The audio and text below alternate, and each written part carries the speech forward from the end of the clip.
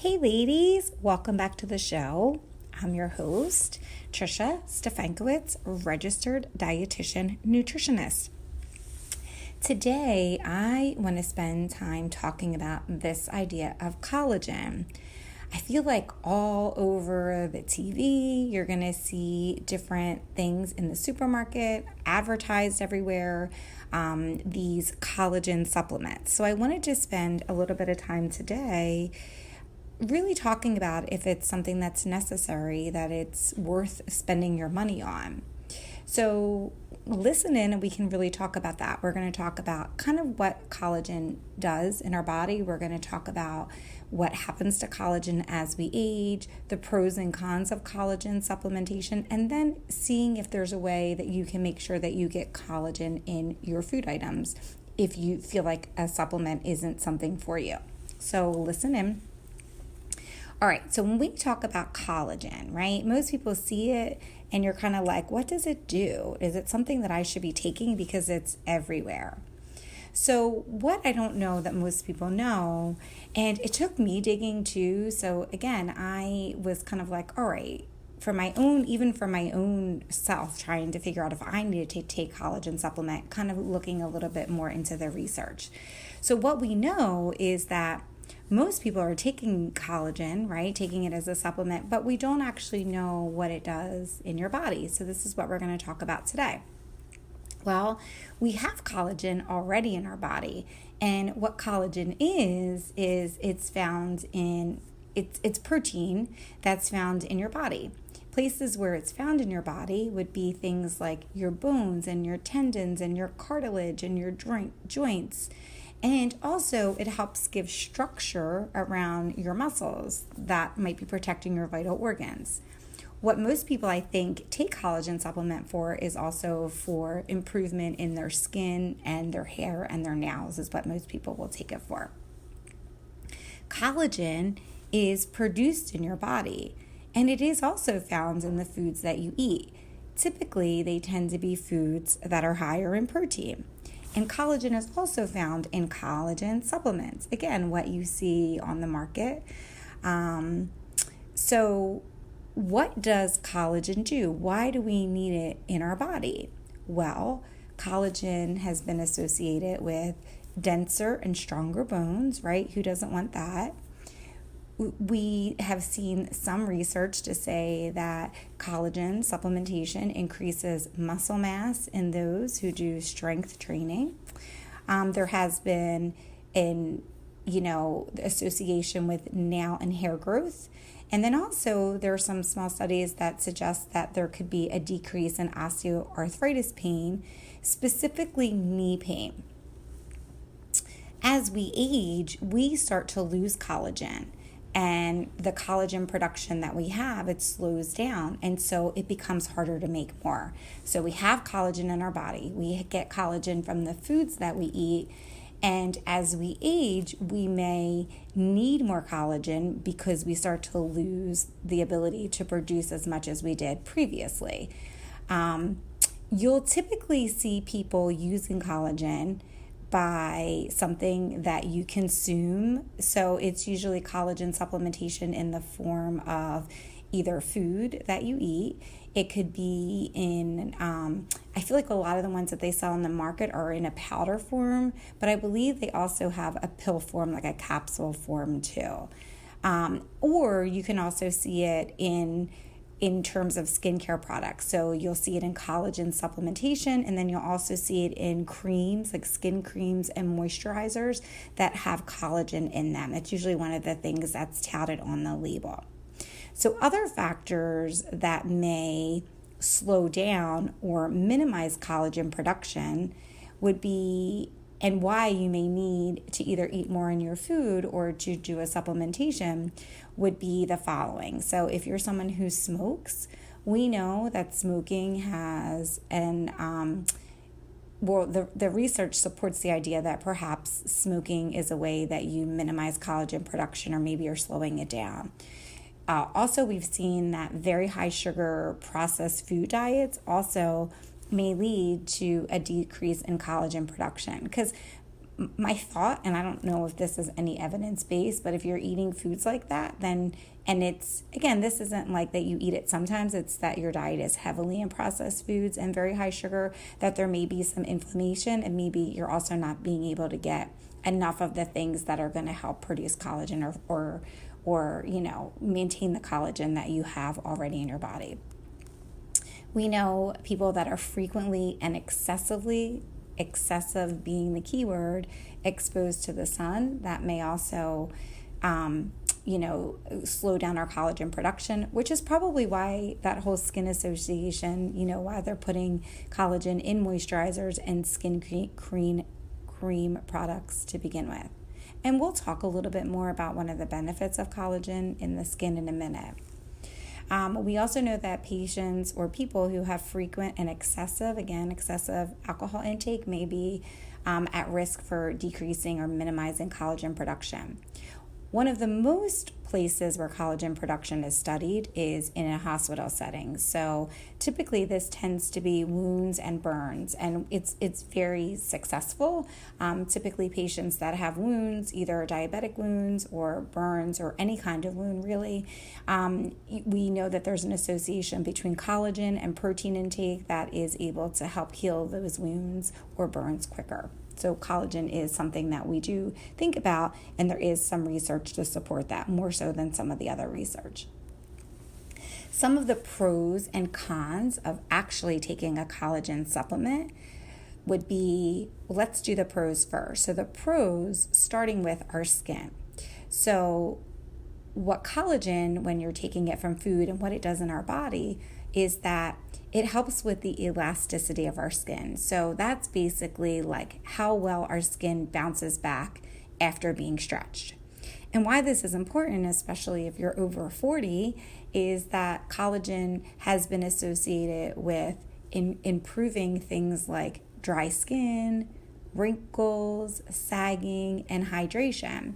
And so people will usually take some kind of collagen supplement, either by the food they eat, by the supplement themselves, or by having some kind of skin cream or moisturizer that has collagen in it, because it shows an improvement in these things so that the skin will appear less dry. You may not have as many fine lines or wrinkles. There could be less sagging of your skin, and it will appear more hydrated. One of the other big things that is a pro of taking a collagen supplement in particular is that they were able to see that there was an increased bone mass in women. So we know that as we get older, postmenopausal and greater, that there is a decrease in bone mass, and there's a decrease in muscle mass as well. And so in some of these supplements, they were able to see that there was an improvement in bone mass in those women who were postmenopausal, and also women who were at risk for osteopenia or osteoporosis.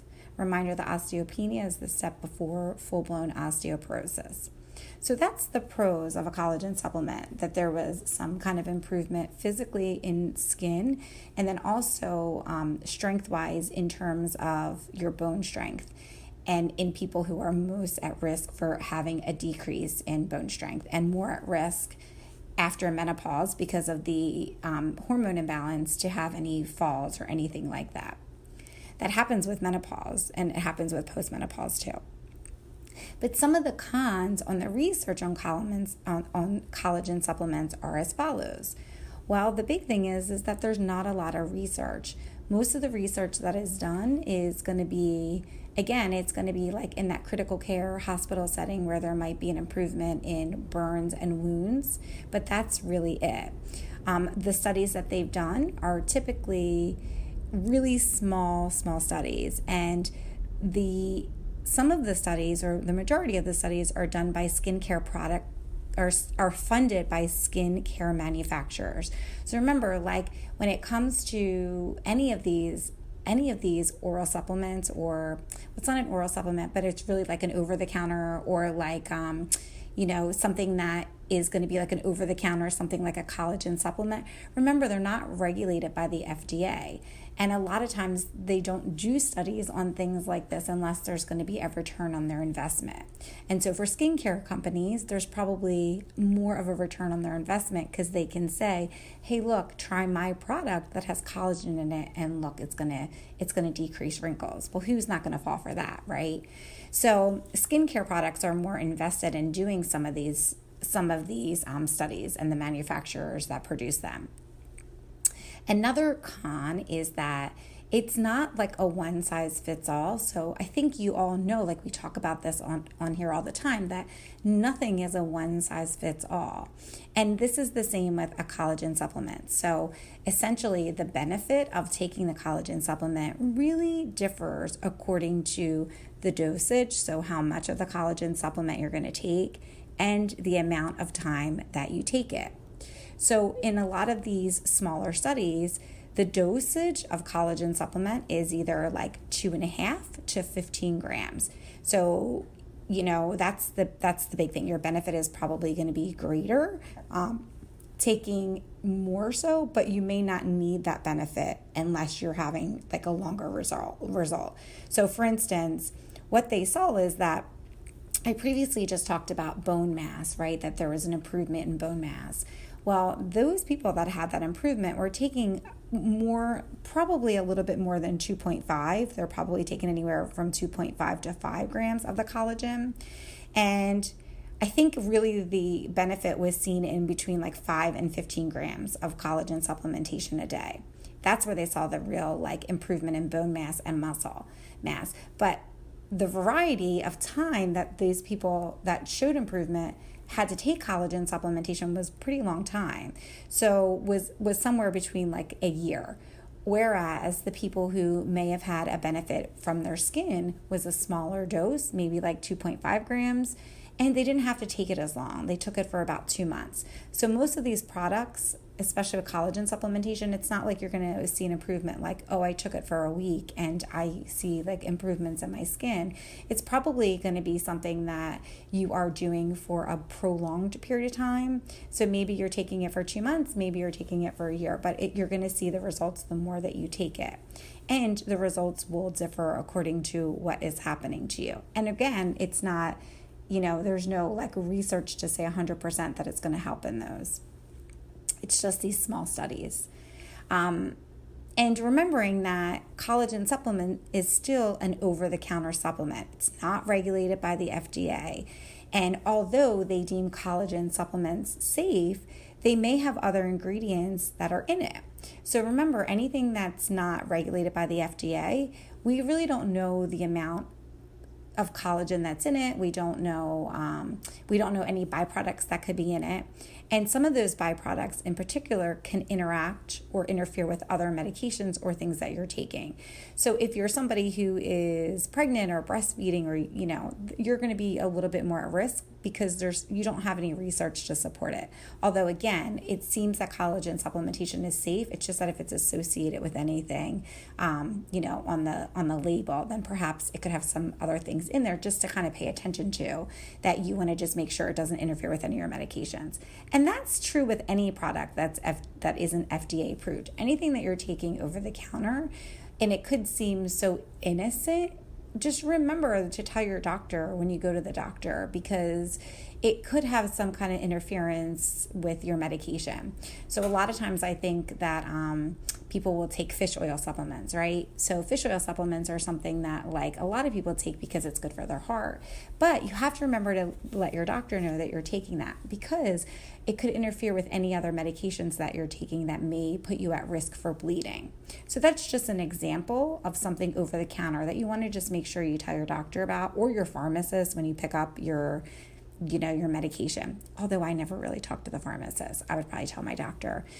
Although the pharmacist would probably know just as much, if not more, when it comes to medication-related products. But just let somebody know that you're taking it, just so like that it protects you and that you're safe. Okay, so now let's talk about collagen in terms of food and in terms of your body, not talking about supplements, okay? So collagen is produced naturally in your body. And what you eat is really impacts the amount of collagen that's produced. Remembering that when you're younger, you're going to produce more. When you're older, you're at risk for producing less. So one thing that doesn't change is how you eat, right? So, there's lots of different things I feel like we talk on here where it's always like I feel like all the recommendations are making sure you eat protein, making sure you eat fruits and veggies, and that doesn't change when it comes to collagen production. So most of the foods that are associated with helping maintain collagen or getting collagen into your body if you feel like, you may be deficient, one of the most common things I see is bone broth. And I have it in my refrigerator and I've never used it. And I'm always like, why do I have that? What am I going to do with it? So you guys can email me any ideas for that as well. But protein-rich products or protein-rich foods are really how you're going to get the collagen. So that's going to be in things if you eat non-vegetarian, if you eat like things that have milk, meat products or animal products, would be things such as eggs and fish and poultry and meat and organ meats and skin and like the organ meats that have the skin on it. Or even if you're eating any poultry or meat that has the skin on it. But certainly you can get it from other things too. So if you're somebody who follows more of a vegetarian diet, you're going to be getting your collagen from things like beans or seeds or nuts or soy products like tofu or tempeh. And then also in sardines too. So remember, your protein-rich foods are going to be anything that you're thinking of when it comes to protein. Your eggs, your fish, your dairy, your poultry, your meat, your organ meats, your beans, your seeds, your nuts, your soy products like tempeh, tofu, and then also sardines. So the first thing I would say is making sure that you get a protein with every meal that you consume. And I wouldn't worry about, I think that most people get so focused on the amount of protein, but from counseling women that I see, it seems like most people and most women, especially over 40, and when there's an influx or a change in hormones, myself included, is that there is more of a craving for things that are carbohydrate rich and maybe not having as much protein. So what I would say to you is that having a little bit of protein at every meal would be something that would help you. And when I'm thinking about protein, I'm thinking about, the whole idea of having a plate in front of you and dividing the plate in half. Half of your plate is going to be some kind of fruits or veggies, and then the other part of your plate, the other half, dividing it in half. So a quarter of that half would be a carbohydrate and a quarter of that half would be a protein. So that when you're looking at an entire plate of when you're sitting down to eat, making sure that a quarter of your plate has some protein in it. And that's going to help you make sure that you're getting enough protein with every meal. But some other things that are really important and that support collagen production are going to be things like vitamin C, and that's going to be found in things like your citrus fruits, your berry, your green veggies like your broccoli, your kale, and your spinach. And you're also going to support improvement of that collagen production by doing things that have zinc in it. So that's going to be like your milk products, your lentils, your seeds, and your nuts. And then also copper products, so foods that contain a little bit of copper. So that's going to be your lentils, your seeds, and your nuts. So why I'm telling you to do this whole idea of like looking at a plate, a quarter of your plate being a protein, half of your plate being a veggies or fruit, is because that's a way that you can get all of the things that you need that will work together that will support improvement in collagen production. And so we talked about what collagen does. We talk about protein, that you're getting that protein, and that protein is going to help support collagen production by the protein that you eat or the protein that you get from the collagen supplementation. But other things that are in there, especially when you're eating foods, are to get the things that are going to help decrease inflammation and stop collagen from breaking down. And that's where the vitamin C, the zinc, and the copper all come into play. I'll tell you that when I did work in the hospital, for any patients that needed some wound healing, one of the things that we would do is protein and then vitamin C and zinc. They were our big things. And zinc, not for a long period a period of time when it comes to a supplement, and it's much safer to take it in food. So because at least food is regulated by the FDA. So if you're not somebody who feels like you need a supplement, or you don't want to spend the money on a supplement, or you feel like you're doing okay in terms of collagen production, then I would for sure say that for every meal, just try to get a little bit of protein, and then also get some kind of fruits and veggies to help support improvement in collagen production, and to make it, to help facilitate it from any inflammation that could also break down the collagen that you're making. So in telling you all of this, what does this mean? Like, what do you do? Well, I think that you can't completely stop collagen loss that's associated with aging, but you can do some things to minimize that loss. And the biggest things that you can do mostly always come from lifestyle, right? So the big things: if you're smoking, try to avoid tobacco as much as you can. That is for sure gonna, lead to things that decrease your production of collagen. If you're a heavy drinker, also that's gonna put you at more of risk that you may need some kind of collagen supplementation. And if you eat a diet that's really high in processed foods, then that also might put you at risk. And again, I'm not talking about that you eat something sometimes, it's that it's pretty consistent, that you're eating things that are processed. And say you're not able to get the fresh fruits and veggies, or fresh frozen fruits and veggies, or the protein at every meal, then you might be somebody who's more at risk because you're probably not getting enough from the food that you're eating. Your body can maintain adequate collagen production if you are eating an adequate, well-balanced diet. So for you, trying to figure out today, like, how do you eat, right? Looking back over the last 24 hours, do you feel like you were able to get a protein with meals? Are you eating enough fruits and veggies? Well, if you are, then you may not need a collagen supplement. However, if you're not, then you may have to consider okay, maybe that's appropriate for me. So again, one of the ways to enhance this and to help with your collagen production is eating protein at meals. Exercise helps too, because it's weight bearing, and that also helps with, it just helps support maintenance of collagen.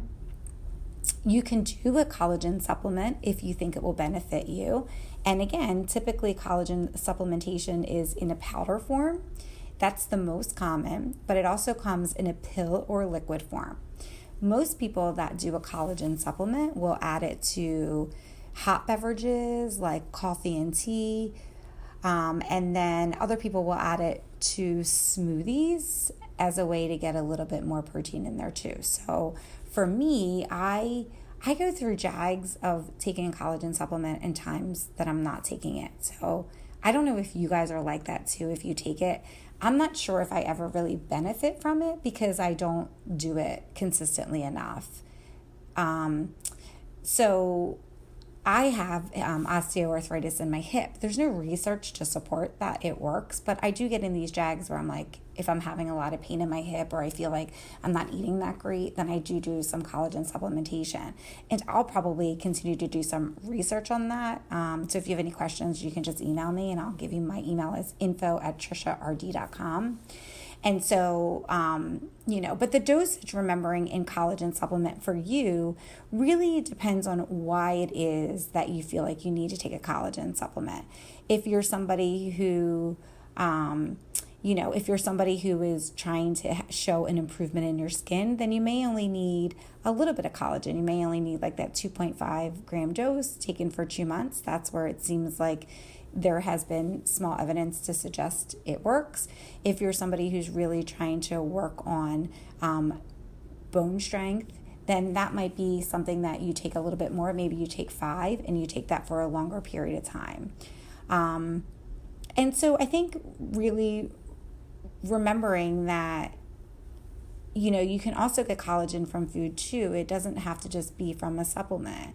And that really trying to figure out what you can do every day to support that consistency when it comes to getting your collagen intake. So that would be the big thing. So let me just do a recap real fast. So really basically what collagen is, it's a protein found in your body.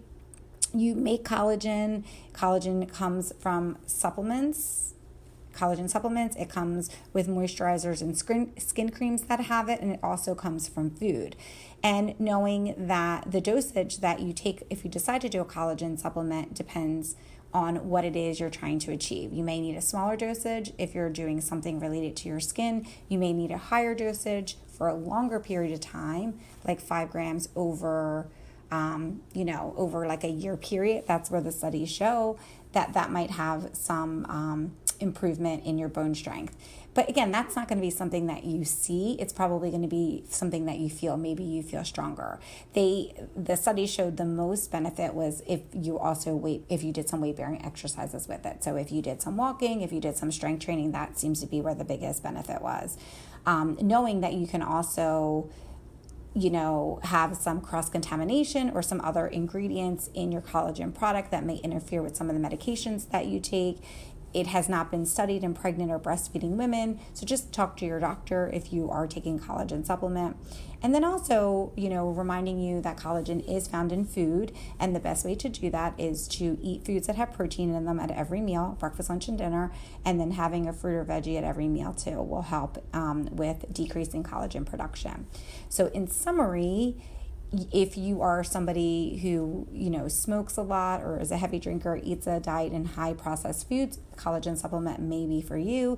If you feel like you're somebody who has osteoarthritis or any of the other things that we talked about in this episode, a collagen supplement may be for you.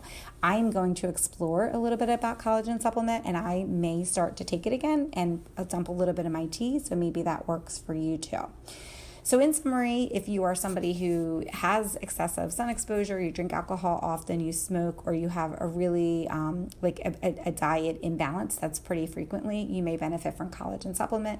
If not, you can certainly get collagen from your food. Okay, so I just wanted to kind of address collagen because I feel like it's something that we all take, and then everyone's kind of like, what are we taking it for? And so just looking at your collagen supplement, looking at if there's any ingredients in there that you're wary of, and certainly I can help you with that too. You can email me at info@trisharg.com, and I can look into your collagen supplement as well. I didn't want to mention any brand names here because I don't support one collagen supplement or another. I just usually pick whatever I see that I think works for my life, and so my guess is that you're doing the same thing. So thank you so much for listening today. I am truly grateful. If you found value in this podcast and thought that someone would benefit from this episode, I would be so appreciative if you could share it. Have a great weekend, and I will see you guys back here next week.